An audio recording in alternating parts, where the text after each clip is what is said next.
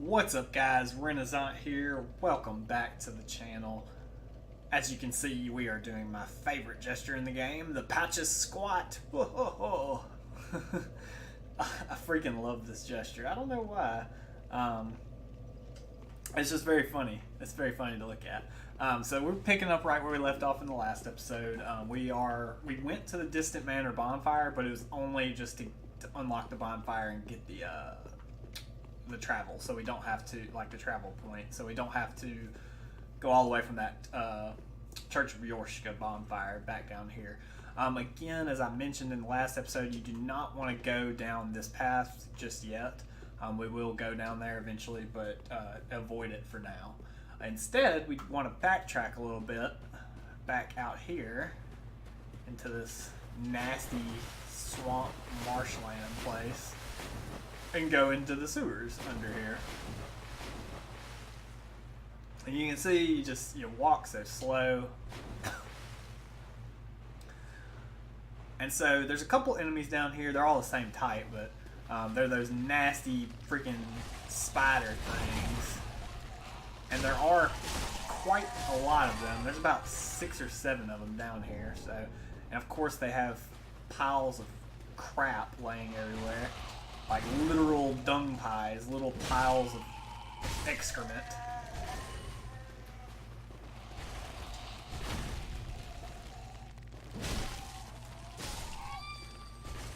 So just butcher through all of them.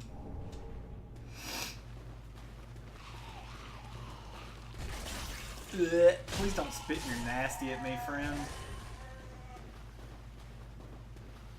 God, why are there so many of you?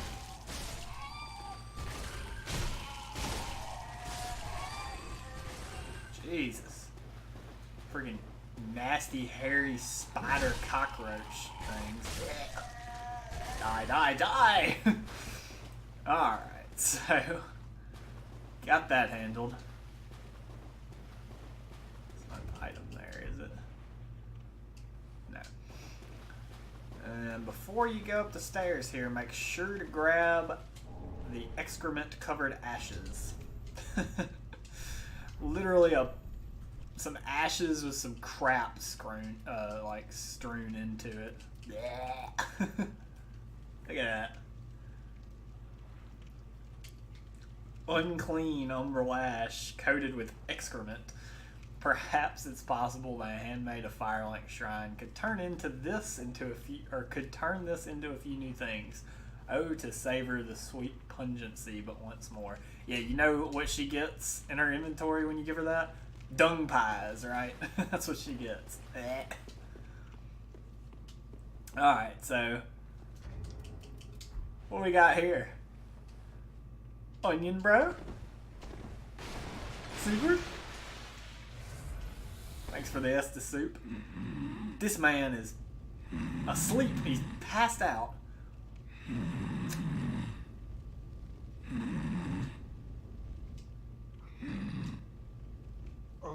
Excuse me, I must have dozed off.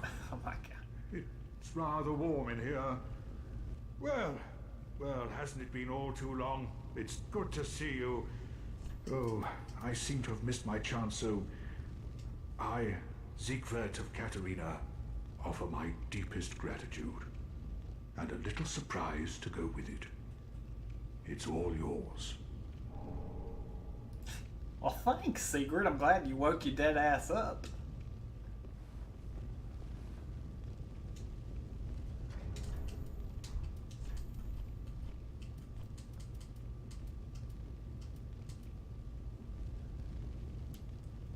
Emit Force, traditional miracle of Katerina, releases a shockwave in front.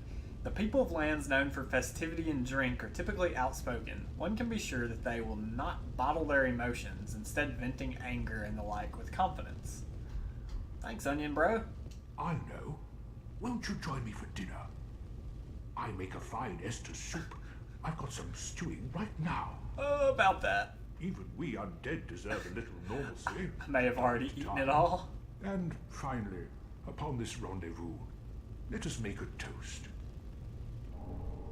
Thanks. To your valor, my sword, and our sworn duties. Long may the sun shine.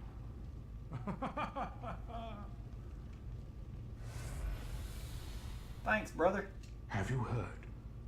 Somewhere, hidden right here in Irithyll, is a deep dungeon.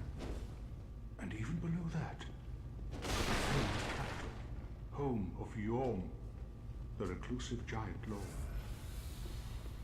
That reminds me, I've a grave promise to keep. Oh, sorry. I'm afraid I've cast a cloud over things. Well, I'm going to have myself a little nap. The only thing to do, really, after a nice toast.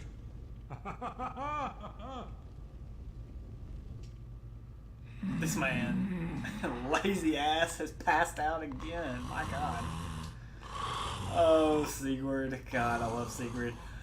So, some things to note here. First of all, we know where Sigurd's going next. He is going to the profane capital area. Which, conveniently, is in that area where I told you not to go. We will go there, but not right now. Another thing to note is that I mentioned it last episode, I believe, with Patches. Grey Rat is somewhere here in Irithyll scavenging right now. So he's here in Irithyll trying to find us some dope items. Normally, Patches will ask you where Grey Rat has gone to. If you... So ignore this whole Sigurd quest line. Say you didn't do it. Or say you don't notice him right there and you skip past him. If you do not tell Patches where Grey Rat has gone, then Grey Rat will die here in Irithyll. You can come back here and get his ashes. They're literally right down those stairs where all those nasties are. But he will not be able to scavenge the next location and get new items for us. So basically you'll have unlocked 2 out of the 3 item tiers from Grey Rat. That's not what you want to do. So, whereas if you tell Patches where he went, so tell Patches, hey, he went to Irithyll, Patches, now you don't get to see any of this happen, but it's just known in the story. Patches will actually come back here. Remember, he owes Grey Rat a favor from Lothric. Patches will come here and save Grey Rat from those nasty spider creatures, and Grey Rat will make it safely back to Firelink Shrine. Alternatively, however, say like we have done, and you have followed Sigurd's quest line up to this point, as long as you exhaust all his dialogue at this point right here to where he's asleep, as long as you do all that before you beat the boss of this area, he will actually save Patches. Save Grey Rat. Whether you tell Patches or not, he will save Grey Rat. So just something to note there. So you do want to go ahead and exhaust his dialogue. And then just continue through the area here. Nice little kitchen. And then you'll come into this open area with pictures of what we can only assume is stuff from Dark Souls 1. That's probably Guinevere, one of Gwen's daughters.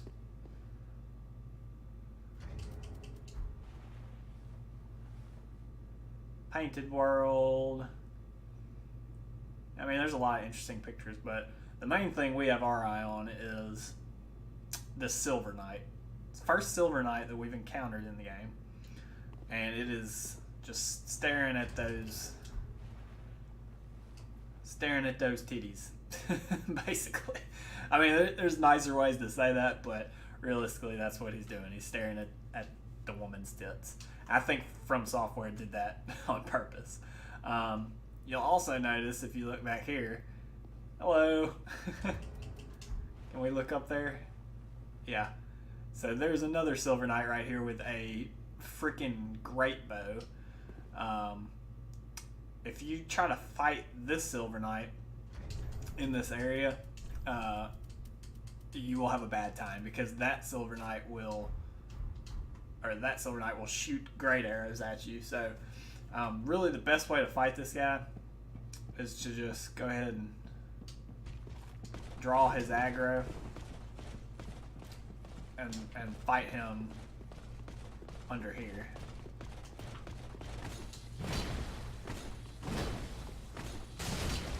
Now, Silver Knights are actually super easy to cheese and to kill.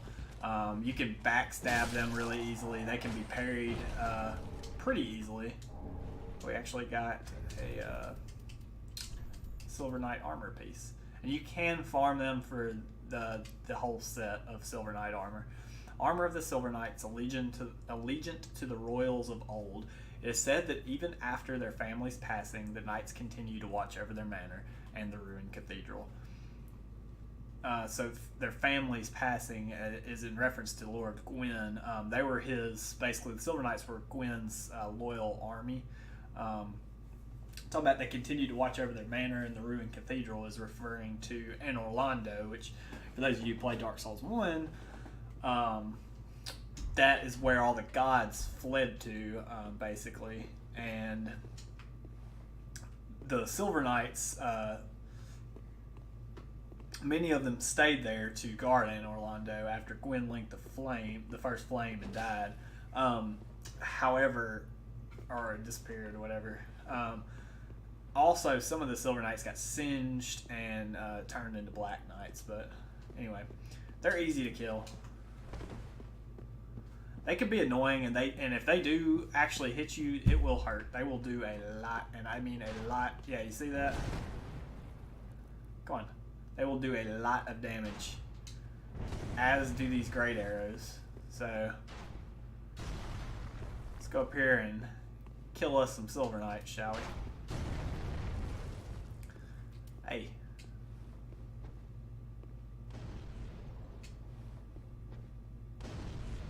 My accuracy on point as always.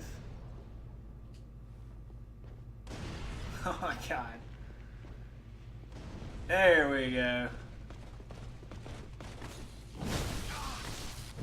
So that's just an example of how much damage they can actually... Whew.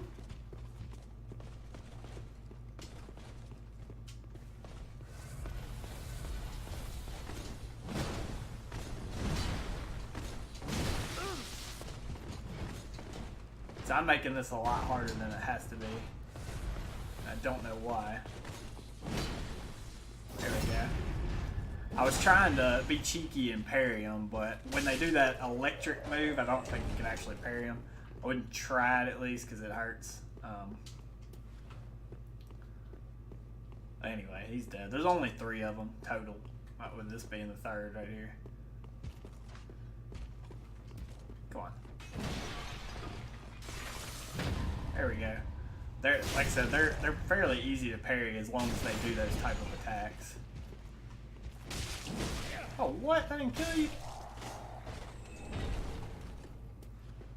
Now these Silver Knights will actually not respawn, so you can't farm these, but you can farm some later in the game. And not too far from now, actually. So go ahead and come all the way around here, and you'll notice 3 chests, and every single chain is facing away from us, so... Not mimics, basically. First one is a Divine Blessing, nothing special there. Second one, however, Smo's Great Hammer, followed by the Leo Ring. So this is a callback also to Dark Souls 1. A little fan servicey, but basically Ornstein and Smo were the famous boss duo from Dark Souls 1. Smo's hammer and the Leo Ring is Ornstein's ring. Ornstein was one of the 4 Knights of Gwyn. And Smo was just a random. It's never actually said if he's a knight, I believe, but he's just an executioner of Anor Londo. But his hammer is something else. First of all, you'll notice that this thing weighs 24 freaking pounds, and look at the strength requirement, 45. My God, right? But look at this thing. Oh my God. We actually can wield it two-handed because We have 30 strength, so two-handed it'll actually be like we have 45 strength, because it's 1.5 times your strength is when you're two-handed things. Hoo-yah! Fun item, fun weapon. It's actually not that great. I mean, it's okay, but it's not end all be all. So let's read it though for sure. Good lore there. Twisted Great Hammer associated with Smol. There's been so much conjecture in the Dark Souls community over the years, whether it's Smo or Small. I like to say it's Smo, but who knows? I could be wrong. I don't care if I'm wrong. But the last knight to remain at his post guarding the ruined cathedral.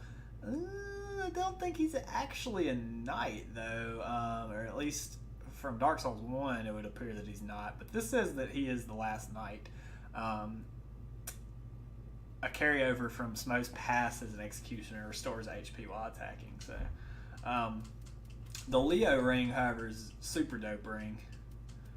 I don't think we have any other of Gwen's 4 knights. In the heck, there it is. Now we don't have any of the other 4 knights rings, but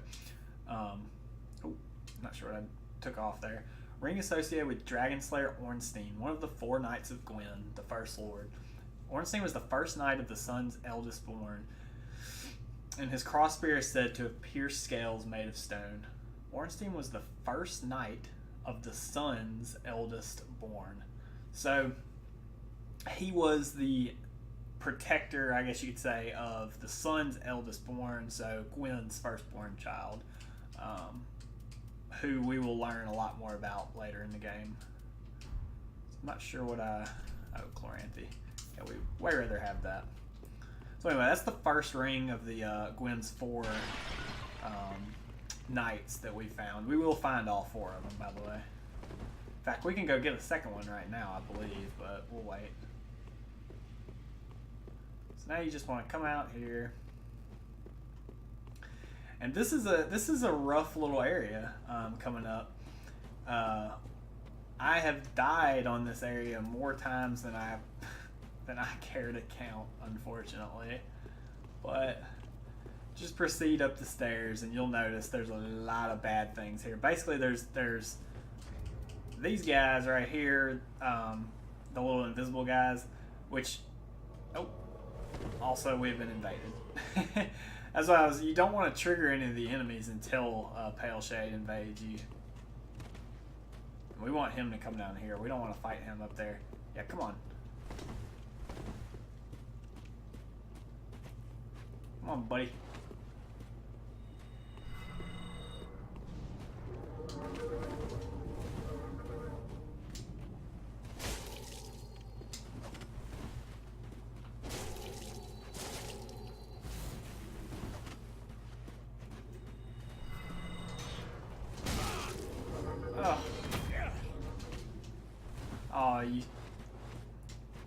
This guy's not hard at all to kill, by the way.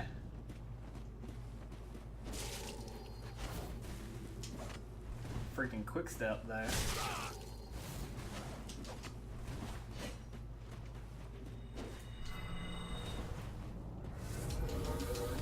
Haha! Too slow.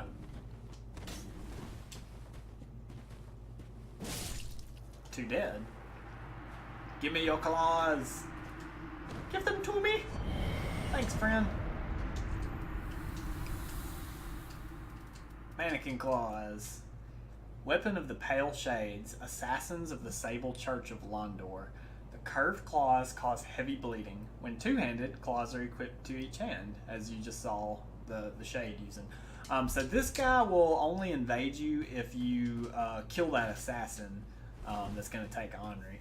Basically, again, if you reference my last episode, if you're following Yol/Uria's questline, then this guy will not invade you. He will be friendly. Well, I mean, he just won't invade. He won't show up, but yeah, you want to trigger him because up here is just like hell. There's dogs and everywhere, and then there's these little Yeah, here's the dogs. Then there's those little freaking caster Irithilian slaves.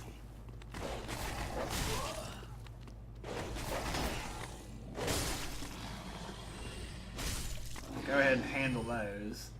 Like I said, these dogs are just frustrating to say the least. And these soul arrows do home, which is why this area is garbage.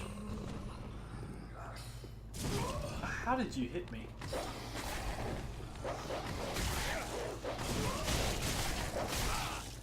Can you see why?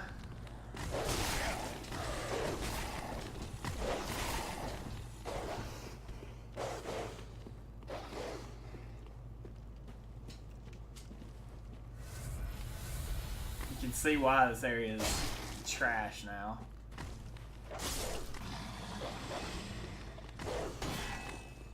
So this is just a cluster, a cluster you know what. With the friggin' dogs and these guys shooting the homing soul arrows at you, it's just trash. Now be careful, because you have these guys shooting at you and then there's actually another dog right over here.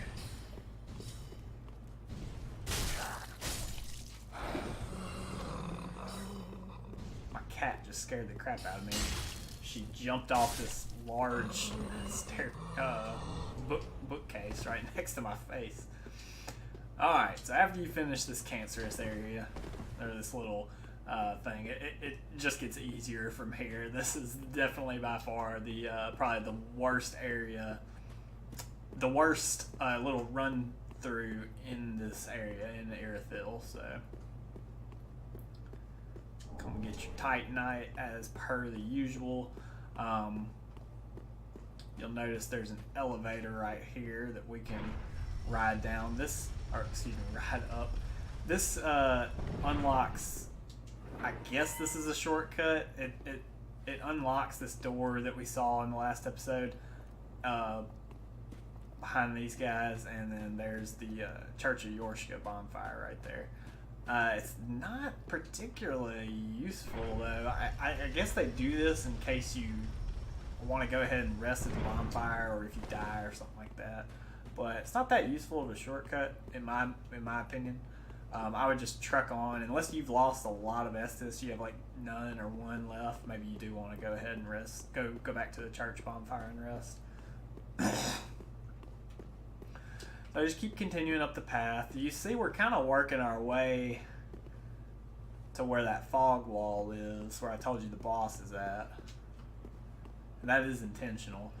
So in here, you can either go in there and fight all these idiots, or you can be smart and take the road less traveled.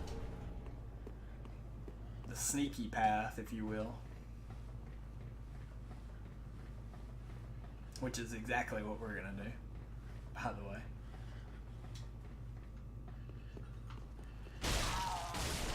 And you can come up behind these guys. So the reason I do this is because if you, that's where I just showed you where you can come in. If you come in from there, sometimes these guys will shoot magic little soul arrows at you. But honestly, they're just really annoying. Now, one thing to note in this area, you see those vases right there and over there. They contain frostbite, which you'll see when we go down there and start swinging. We'll hit one. You'll see the frostbite bar building up, which, if you remember from way back at the beginning of this, at the beginning of the game, when we fought Vort of the Boreal Valley in the first area of the game, he caused frostbite. So you see that frostbite build up? Ooh. It will build up very fast, and it'll take a large chunk of your health with it, and it'll also reduce your stamina regen speed. So, and all of these vases are filled with it, mind you. So, see. So just be wary. That's why if you come through there, you just have to swing a lot, and you might end up hitting a lot of those. That's why I like coming through the stairs right there. I mean the ladder. So one thing you may notice here is there is an item right there with, doesn't seem like any way to get to it, but there's a big weird looking wall right there. That is actually an illusory wall. I don't know if we can, oh yeah, that's interesting. So I've never actually tried that before. You can actually hit it from over here. The normal way to get that though is, you see those are those guys we just saw that are guarding that altar. Once you get over there and kill them, that's how you normally would go about getting that item. Go ahead and get your soul item though. And then just meander on up here. And hey, it's our good old friend, the Pontiff Knight. Except for this one's got a scythe, huh? Very interesting weapon there, the Pontiff Scythe. And then we also have this one. You'll notice some summon signs. Oh, good shot, mate.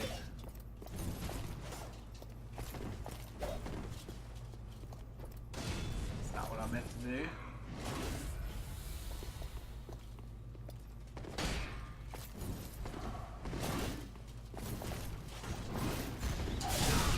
Whew. And you're toast. So this is the boss fight, obviously. You'll notice summon sign, old Black Hand Goddard. Henri, hey. So a couple summon signs.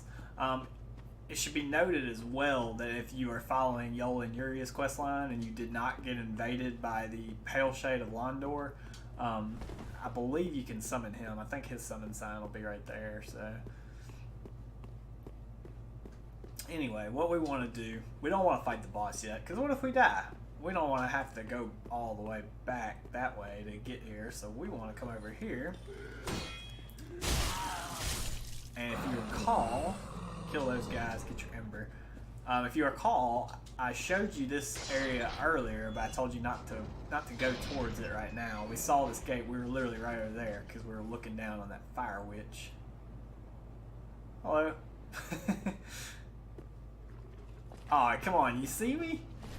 That's bull. She definitely sees me. Ugh.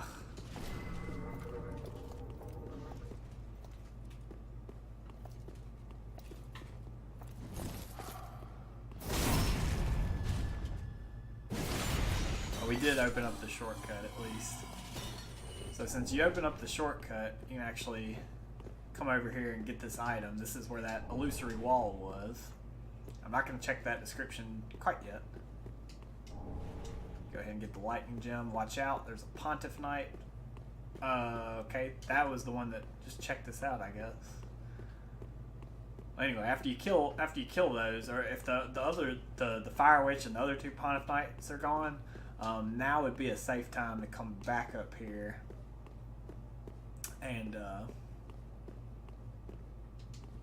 jump down right here to get the Ring of the Sun's Firstborn. Very useful item. But now we want to go ahead and rest at our bonfire. Before we do that, however, we gotta handle this idiot. Oh no, you...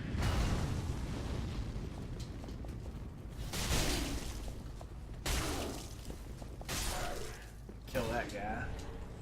Get our soul item.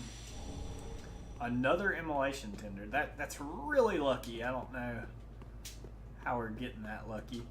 But anyways, now we can check these item descriptions. A couple rings, I believe. So first of all, we got the magic clutch ring, which is right there. Remember, we've already found the fire clutch ring at the undead settlement. So here's another clutch ring, which I don't believe really has any lore. Grasping a blue stone increases. So this, what it does is increases magic attack, but compromises damage absorption. So that one increases fire. But most importantly, what we got was this amazing ring right here, Ring of the Sun's Firstborn, who inherited the Light of Gwyn, the First Lord.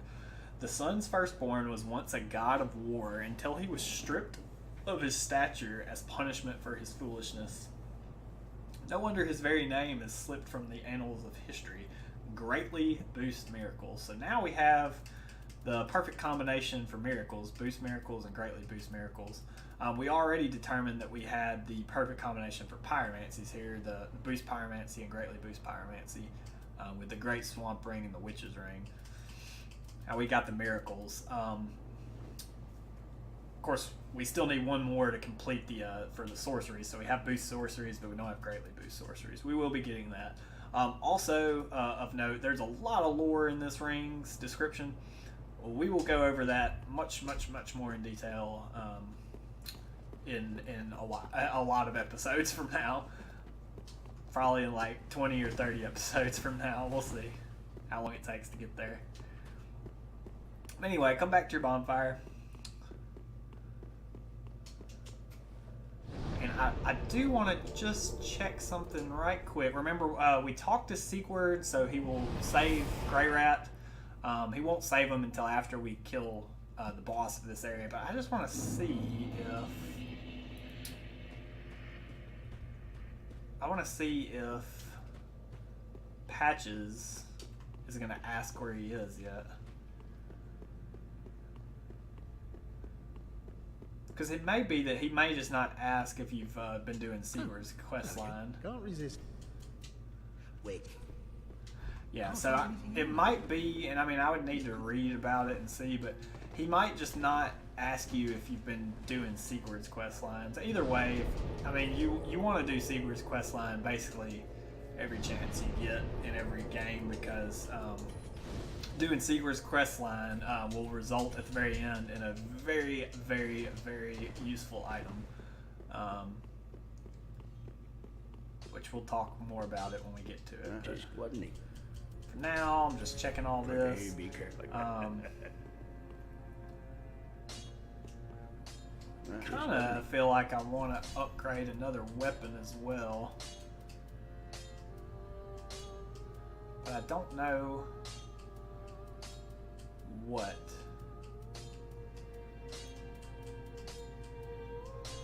And we'll figure that out eventually. I am, while I'm here, going to go ahead and level up a couple times though. Keep vigor where it's at.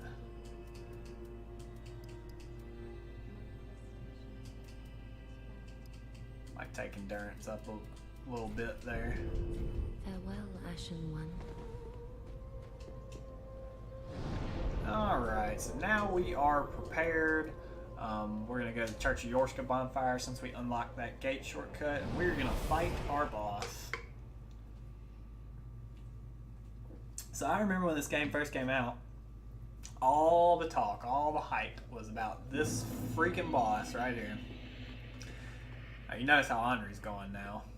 That guy we killed the statue, or she would be kidnapped.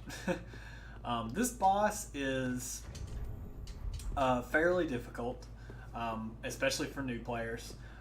There is an easy way to kill this boss, but I'm not even going to show you because it's only easy if you're not a new player.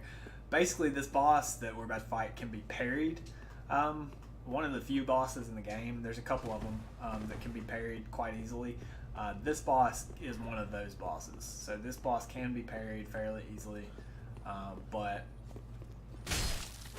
ow. Most new players are not gonna have the skill set yet to parry very easily. Good shot, man. So we're just gonna fight this boss, and again, we're using summons in this playthrough just because we want to show like what the summons do for quest lines and whatnot.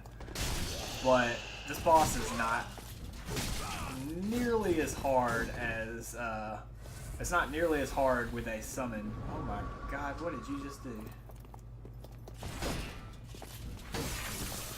Ooh, we got frostbit. Yeah, this boss is not nearly as difficult when you have summons, which we do. We are going to summon both of them, but we're going to summon Henri first. Go ahead and get her out here because she's beautiful and we love her. And we'll come over here. We'll summon old Black Hand Goddard. You think, you're like, who is this Goddard guy? He is actually a integral part of the story, kind of. Don't go down there, Henri.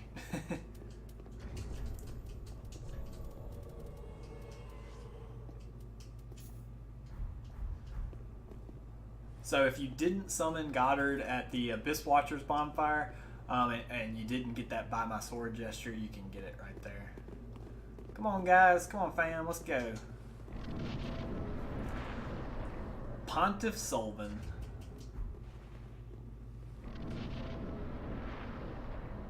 This is a bad dude right here. He don't play around. Henri. There's another version of you I noticed. So we're gonna go ahead and buff our weapon up with some dark magic.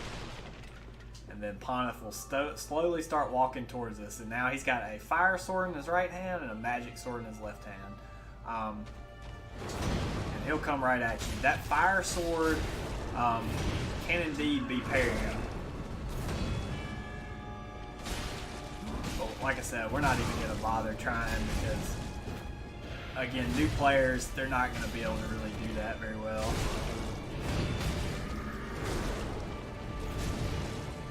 Leave on, Ruby! So the best way to go against Pontiff here with your summons is just let them tank a lot of the damage, a lot of the hits. You notice I've only hit him like twice maybe. Once you get him down to about half health, he's going to do that and you're going to want to get away. Now he's got these badass wings on him. And what he will do is actually spawn a clone. So what this clone does, which we can kill if we want, but there's no need to really. The clone will perform an attack or an action like jumping or something like that, and the real Pontiff will very quickly after that perform the same move. So you see how they both just did the slam down? So the easy way to pay attention to what's going on here, see, is just watch what the clone does. Jumps up, comes down, whatever the clone does, the real one's going to do shortly after that. We did just kill the clone.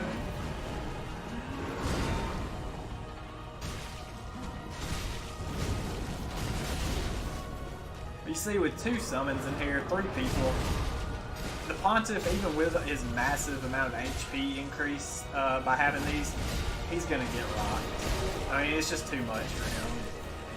And you see how easy he was. Now, if you fight him alone, he is much more difficult. I will 100% agree there that he is a lot more difficult. Thanks, guys. But fighting him with the summons, it makes it very easy. So for new players, that's what I would recommend doing. And then you can just basically be lazy and just go in there and pound him to death.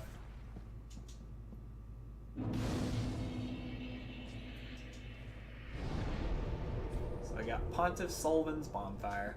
One thing we want to do before we end the episode is just come out here just to take a quick peek or a quick look, see what's going on out here. You'll notice 2 crystal lizards. You will not be able to get both of these at the same time, so I recommend just going for one of them. Well, you may be able to. Okay, well I got them both. If you don't, I've never been able to do that, I don't think. If you don't get them both at the same time before one of them disappears, just save quit, reload the area, and the other one will be back. One thing to note about this area, now the game's been out for a while, so the PvP's not quite what it used to be, but plus we have the Undead Arena. This is where most of the PvP takes place. I say most, not all, but a lot of it, this is where it's going to take place. So if you're playing online and you come out, right when you come out of here embered, because you get embered when you kill the boss, whether you're embered or not before, there will probably be a fair number of summon signs right here. Maybe a couple down there, but most of them will be right up here. So for now, we're going to go back to our lovely, lovely bonfire here. And we're going to go back to Firelink and see if our predictions were true and Grey Rat was saved. I always like to look around just to Welcome check the home, area speak out. thine heart. Very then taken. Might go ahead and level up here.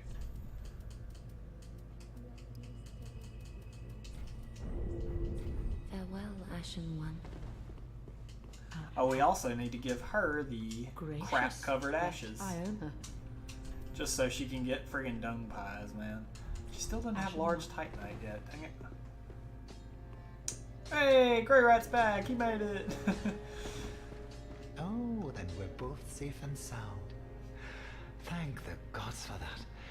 I don't like getting things so close. I might have died if it wasn't for that peculiar onion knight. Hey, see, Sigurd saved him. In the end, it all paid off. Take a good look. They're sure. So he specifically mentions the Onion Knight, which is, of course, as we know, Sigurd of Katarina. So Sigurd did save him, and he does have some new items here.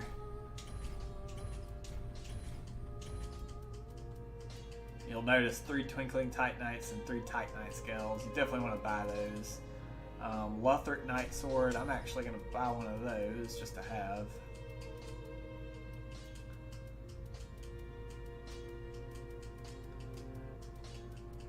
So I'm not 100% sure what he got. I know he got the Pontiff Knight Curve Sword and the 3 Titanite, or the 6 Titanite items. I know he got all those, but I'm not 100% sure what else he got. Either way, Goodbye. we're just glad he's alive. Go check on Yol. He is very much still dead. We don't have any new scrolls or anything to give. So that should... Don't have anything new for Andre. So that should do it for this episode, guys. So, our next episode, I'm torn. I think we're gonna continue along that path, I believe. Either way, that's gonna do it for this episode, guys. As always, if you enjoyed the video, please make sure to leave a like and comment for me. Go ahead and hit that subscribe button for me as well if you would. We'll see you next time, guys. Bye.